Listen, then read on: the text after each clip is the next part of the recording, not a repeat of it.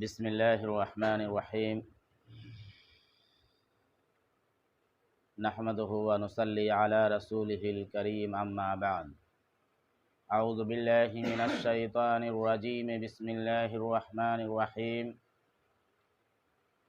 یا بنی اقم الصلاة وأمر بالمعروف وانہ عن المنکر واصبر علی ما اصابک ان ذلک من عزم الامور صدق اللہ العظیم۔ میرے محترم بزرگوں اور دوستوں اور عزیز طلباء، میں آپ کے سامنے دو چار نصیحتیں پیش کروں گا، وہ بھی قرآن کی روشنی میں۔ جس آیت کو میں نے پڑھا آپ سمجھ گئے ہوں گے کہ اس آیت کے اندر کن باتوں کی طرف اشارہ کیا گیا ہے۔ چونکہ آپ پڑھے ہوئے ہیں، البتہ جو ہمارے چھوٹے بچے ہیں وہ نہیں سمجھ پا رہے ہوں گے، اصل تو ان کو سمجھانا ہے، آپ تو سمجھے ہوئے ہیں۔ حضرت لقمان حکیم علیہ الرحمہ نے چند نصیحتیں فرمائی ہیں، جس میں سے ایک نصیحت یہ بھی ہے کہ انہوں نے اپنے بچوں کو مخاطب کر کے کہا یا بنی اقم الصلاۃ وامر بالمعروف، کہ اے میرے لڑکو نماز قائم کرو، اے میرے لڑکو نماز قائم کرو۔ اصل مقصد ہمارا اور آپ کا یہاں پہ ایک یہ بھی ہے کہ ہم نمازوں کا اہتمام کریں، ہم نمازوں کا اہتمام کریں، نماز سے غافل نہ ہو اور سستی کاہلی ہمارے اندر نہ آئے۔ وَأَمُرْ بِالْمَعْرُوفِ وَانْهَ عَنِ الْمُنْكَرِ، کہ امر بالمعروف و نہی عن المنکر ہم کرتے رہیں، یعنی جہاں تک ہم سے ممکن ہو سکے صحیح راستہ لوگوں کو بتائیں اور صحیح راستے پہ ان کو چلنے کی دعوت دیں، غلط راستوں سے بچائیں۔ لیکن صحیح راستے پہ کسی کو چلانے کے لیے اپنے آپ کو پہلے صحیح راستے پہ چلنا پڑے گا، اپنے آپ کو پہلے غلط کاموں سے روکنا پڑے گا، تب جا کر کے آپ کسی دوسرے کو نصیحت کریں گے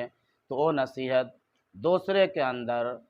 جا کر کے پیوست ہوگی اور وہ آپ کی نصیحت کو قبول کریں گے۔ ورنہ ہمارے اندر برائی ہو اور ہم وہی برائی کرتے رہیں اور دوسروں کو بتلاتے رہیں تو سامنے والا بندہ کہے گا کہ آپ تو خود غلط ہیں اور دوسروں کو کیا نصیحت کیجیے گا۔ یا بنی اقم الصلاۃ وامر بالمعروف وانہ عن المنکر واصبر علی ما اصابک، اور مصیبتوں پہ صبر کرنے کا حکم دیا۔ ظاہر بات ہے آپ دور دراز سے سفر کر کے یہاں پہ آئے ہیں، آپ جب گھر سے چلے اسی وقت سے مصیبتیں شروع ہو گئی، راستے میں آپ کو بہت ساری تکلیفیں ہوئی ہوں گی، گاڑی کی پریشانی ہوئی ہوگی، دھوپ کی شدت آپ کے سامنے میں آئی ہوں گی اور آپ اس کو برداشت کیے ہوں گے۔ ایسا بھی ہوا ہوگا آپ لوگ گھر سے چلے ہوں گے، گاڑی میں آپ کو سیٹ نہیں ملی ہوگی، کھڑے کھڑے آئے ہوں گے، آپ ان مصیبتوں پہ صبر کیے تو یہاں تک پہنچے۔ اگر صبر نہ کیے ہوتے تو شاید کہ آپ راستے سے ہی واپس اپنے گھر چلے جاتے۔ لیکن یہاں پہ جب آپ آئے ہیں تو بعض موقع پہ ممکن ہے کہ یہاں پہ بھی مصیبتیں آئیں، آپ کو صبر کرنا پڑے گا اور صبر سے کام لینا پڑے گا۔ انشاءاللہ ثم انشاءاللہ آپ سب جب صبر کریں گے تو کامیابی آپ کو بھی ملے گی اور جو آپ کے ادارے میں جو آپ کے ذمہ دار ہیں ان کے سامنے میں بھی کامیابی آئے گی۔ لیکن صبر ضروری ہے۔ ہو سکتا ہے کہ کھانے پینے کی بھی پریشانی آپ کو ہو جائے، رہنے سہنے میں بھی پریشانی ہو جائے، کبھی پانی نہ ملے آپ کو، ہو سکتا ہے کہ کبھی بجلی آپ کا خراب ہو جائے، ہو سکتا ہے کہ کبھی فلٹر خراب ہو جائے اور آپ کو فلٹر کا پانی نہ ملے، آپ کو ڈائریکٹ پانی پینا پڑے۔ ان مصیبتوں پہ آپ کو صبر کرنا پڑے گا۔ کبھی ایسا بھی ہوگا کہ کھانا بنا صحیح نہیں بن سکا، روزمرہ کی طرح کسی دن خراب کھانا بن گیا، کسی دن ایسا بھی ہو سکتا ہے کہ آپ کا کھانا گھٹ جائے، نہ مل سکے، ممکن ہے۔ تو اس پہ بھی آپ کو صبر کرنا ہے۔ آپ صبر کریں گے تو انشاءاللہ بہتر سے بہتر چیزیں اللہ تبارک و تعالی آپ تک بھیجے گا۔ اور جب ناشکری کریں گے، صبر نہیں کریں گے، تو اللہ تبارک و تعالی اپنی نعمتوں کو آپ تک نہیں بھیجے گا، سیدھے کہے گا یہ ہمارے بندے تو صبر کرتے ہی نہیں، تو کیا ہم ان کو دیں؟ تو صبر سب سے زیادہ ضروری ہے۔ اور آگے اور بھی 2 آیتیں ہیں، جن آیتوں کے اندر کچھ نصیحتیں ہیں، اس کو بھی 1-2 باتوں کو میں آپ کو بتلا دوں۔ وَاقْصِدْ فِي مَشْيِكَ، یعنی آپ کو یہاں سے چل کر کے مسجد تک جانا ہوگا، چونکہ اس احاطے میں کوئی مسجد نہیں، ہم لوگ خود ایک فلیٹ میں ہیں اور فلیٹ کی زندگی گزار رہے ہیں۔ مدرسوں کی جو زندگی ہوتی ہے اس کے اندر مسجد ہوتی ہے اور اسی کے اندر ہم لوگ جا کر کے نماز پڑھتے ہیں۔ بہت سارے بچے بدمعاشی کرتے ہوئے مسجد تک پہنچ جاتے ہیں، اساتذہ دیکھتے ہیں تو اس پہ نظر انداز بھی کر دیتے ہیں، لیکن یہاں پہ آپ کو کالونی میں چلنا ہوگا۔ آپ کے روم، جب آپ اپنے روم سے نکلیں گے، نکلتے ہی آپ کی آزمائش شروع ہو گئی، جیسے ہی آپ نے روم چھوڑا آزمائش آپ کو شروع ہو گئی۔ آپ مسجد تک جاتے جاتے دیکھ لیجئے کتنی آزمائشیں آپ کے سامنے میں آئیں گی۔ اگر میں نے بتایا نا کہ مدرسے کے احاطے میں مسجد رہتی ہے تو فوراً آدمی مسجد چلا گیا، لیکن یہاں پہ تو آپ کو 2-3 منٹ چل کر کے جانا پڑے گا، اور بہت سارے لوگوں سے آپ کی ملاقاتیں ہوں گی، آپ کو دیکھیں گے، آپ کو معیار بنائیں گے کہ یہ مہمان رسول ہیں، دیکھیں یہ کیسے چلتے ہیں۔ آپ کا چلنا پھرنا آنا جانا ہر ایک چیز کے اوپر عوام کی نگاہ ہوتی ہے۔ تو یہاں سے جب ہم مسجد تک جائیں تو باوقار انداز میں جائیں، یہ لگے کہ ہاں کہ معہد الدراسات العلیاء کے ایک طالب علم مسجد جا رہا ہے، ہم ادھر ادھر جھانکتے پھانکتے دوڑتے ہوئے نہ جائیں، میانہ روی یعنی اعتدال کے ساتھ مسجد تک جائیں۔ حدیث کے اندر آتا ہے کہ نماز کے لیے بھی دوڑ کر کے جانے سے منع کیا گیا ہے۔ آپ مسجد میں بہت سارے جگہوں پہ دیکھا گیا ہے کہ جماعت کھڑی ہے، امام صاحب چلے گئے رکوع میں، ہم لوگ دوڑ کر کے جاتے ہیں مسجد میں اور رکوع میں جانے کی کوشش کرتے ہیں، اس سے بھی منع کیا گیا ہے۔ آپ میانہ روی جائے، یہی نہ ہوگا کہ آپ کی ایک رکعت چھوٹ جائے گی، دوڑ سے تو بچ جائیے گا۔ اگر آپ دوڑیے گا تو عوام دیکھے گی، وہ سمجھے گی کہ یہ بھی لگتا ہے کہ ایک کوئی مسئلہ ہے، دوڑ کر کے جا کر کے ملنا ہے، تو اس سے بھی آپ بچنے کی کوشش کیجیے گا۔ اسی طرح اتنی تیز آواز آپ کی نہ ہو کہ آپ کی آواز آپ کے روم سے باہر تک جائے، روڈ تک جائے، یہ بھی بہتر نہیں ہے، چونکہ نیچے میں اور دوسرے لوگ رہتے ہیں۔ آپ اوپر گئے چھت پہ چلا رہے ہیں، جس کی آواز اگل بغل کے مکانوں تک جا رہی ہے، آپ جا کر کے اوپر کھڑے ہو رہے ہیں، ادھر ادھر جھانک رہے ہیں، دیکھ رہے ہیں، یہ بھی غلط ہے۔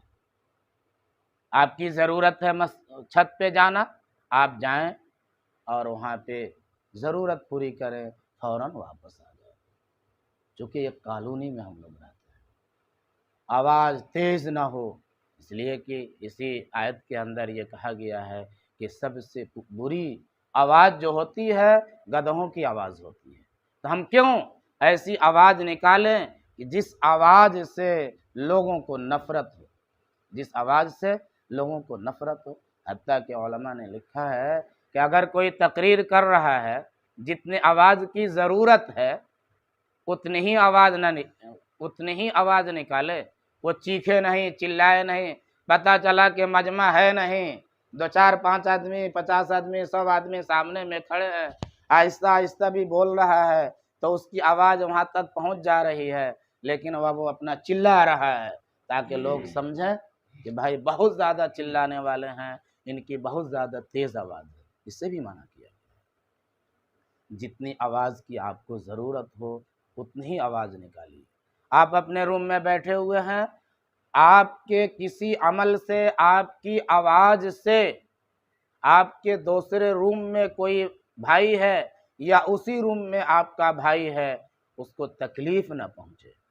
یا آپ کے اساتذہ آپ کے بغل والے روم میں ہیں، آپ اتنا نہ چلائیں، اتنا نہ تیز آواز نکالیں کہ آپ کے اساتذہ کو آپ تک جانے کی ضرورت پڑ جائے اور آپ کو ڈانٹنے، ڈپٹنے، مار پیٹ کرنے کی ضرورت پڑ جائے۔ اور اتنی کم آواز بھی نہ ہو، بس آواز بھی نہ ہو کہ سامنے والے کو کچھ سنائی نہ دے، آپ کچھ کہیں تو پتہ ہی نہ چلے کہ آپ نے کیا کہا ہے، آپ نے کیا کہا ہے۔ اسی طرح سے وَلَا تُسَعِّرْ خَدَّكَ، یہ بھی ہے کہ اپنے گال کو کیا کرو، نہ پھلاؤ، نہ ایک دم ایسا نہ اکڑ کر کے رہیں، ایسا نہ بولیں کہ پتہ چلے، یا ایسا آپ بن کر کے رہیں کہ پتہ چلا کہ آپ کے اوپر منحوسیت چھائی ہوئی ہے۔ نہیں، آپ ہنستے رہیے، کھیلتے رہیے تاکہ لگے کہ نہیں آپ خوش ہیں، آپ معہد الدراسات العلیاء کے طلبہ ہیں، آپ کے چہرے کے اوپر نکھار ہے، یہ لگے کہ آپ کو کھانا ملتا ہے، آپ کو کھانا دیا جاتا ہے، آپ کے اوپر کوئی سختی نہیں کی جاتی ہے، آپ کے اوپر کوئی سختی نہیں کی جاتی ہے، آپ بھی خوش ہیں، آپ کے اساتذہ بھی خوش ہیں۔ اسی طرح جب آپ زمین پہ چلیں تو اکڑاتے ہوئے، گھمنڈ اور غرور میں نہ چلیں جس سے لگے کہ زمین دھس رہی ہے، نہیں، آپ اچھے انداز میں چلیے،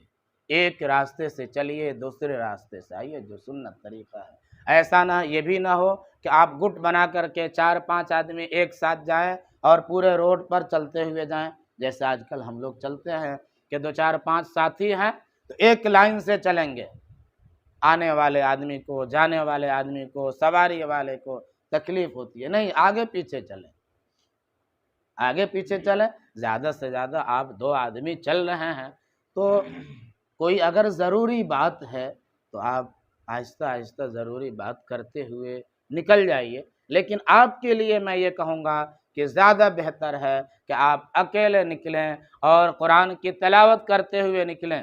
اور ادھر سے قرآن کی تلاوت کرتے ہوئے آئیں۔ میں یہ سمجھ رہا ہوں کہ اگر یہ عمل آپ اختیار کریں گے تو مسجد تک جاتے ہوئے 1 صفحہ اور مسجد سے آتے ہوئے 1 صفحہ، 2 صفحہ ضرور آپ قرآن کی تلاوت کر لیں گے،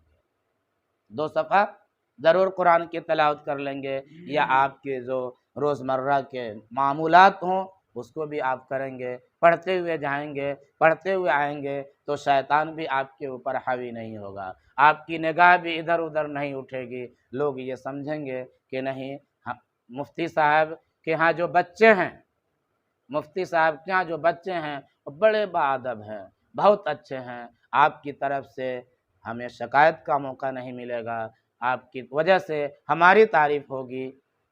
آپ کی وجہ سے ہماری تعریف ہوگی۔ اگر آپ کوئی غلط قدم اٹھائیں گے تو ہماری تعریف نہیں ہوگی بلکہ ہماری بدنامی ہوگی، ہم لوگ اس کالونی میں رہتے ہیں، کل ہو کر کے اس کالونی والے سارے کے سارے لوگ ہماری مخالفت کرنے لگیں گے، ہماری مخالفت کریں گے، نہیں، آپ کے بچے بہت خراب ہیں، اچھے سے نہیں رہتے ہیں۔ الحمدللہ ثم الحمدللہ، میں جتنا اللہ کا شکر ادا کروں کم ہے۔ اس سے پہلے ہمارا 4 بیچ نکلا ہے، اس سے پہلے 4 بیچ نکلا ہے، الحمدللہ ثم الحمدللہ، ان لوگوں کی طرف سے کوئی شکایت ہم لوگوں تک نہیں پہنچی، ان لوگوں کی طرف سے کوئی شکایت ہم لوگوں تک نہیں پہنچی ہے۔ آپ سے بھی میں مؤدبانہ درخواست کروں گا گزارش کروں گا کہ آپ کی طرف سے کوئی ایسا عمل نہ ہو کہ جو شکایت ہم تک پہنچے، جو شکایت ہم تک پہنچے۔ آپ بھی باادب رہیں اور آپ کے ساتھ جو بھی ہیں وہ بھی باادب رہیں۔ میں اپنے چھوٹے بچوں سے یہ درخواست کہوں گا کہ تم لوگ زیادہ بدمعاشی کرتے ہوئے مسجد نہ جاؤ۔ مسجد میں جاؤ تو ایک طرف کنارے میں بیٹھو، چپ چاپ بیٹھو، پچھم رخ ہو کر کے بیٹھو، تاکہ یہ لگے کہ یہ چھوٹا بچہ ہے، دیکھیے معصوم سا بچہ ہے، کتنا باادب مسجد میں بیٹھا ہوا ہے۔ یہی چند باتیں تھیں، امید کہ آپ اس پہ عمل کریں گے۔ اللہ تبارک و تعالی ہمیں اور آپ کو ان باتوں پہ عمل کرنے کی توفیق عطا فرمائے، آمین۔ وآخر دعوانا ان الحمد للہ رب العالمین۔